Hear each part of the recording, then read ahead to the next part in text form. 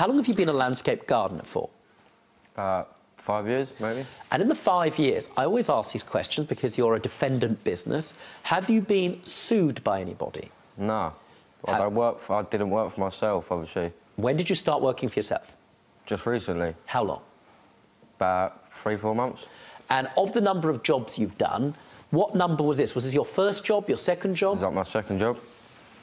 Understood. That's helpful, sir, because we live and learn. And we live and learn because sometimes we make legal mistakes. I don't know whether you have. I have to hear the evidence. I wasn't aware of that, Judge. What do you mean? I wasn't aware that that was only his second job.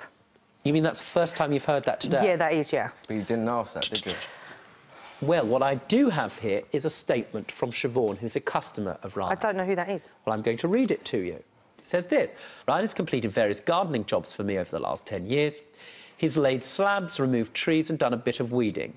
As far as I'm concerned, he's a hard worker. I've never had any issues with him.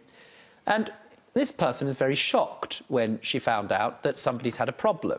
In fact, the property I'm in at the moment, I've struggled to get him to come over when we've both been free. He's so busy. Now, one of the things that this omits in here is the extent to which this young man has worked with concrete, which is a different kind of material. He came round on the 8th of March, correct? And when you went round to the 8th of March, you measured up, right? No complaint. Showed up, cheeky chappy, but you thought, fair enough.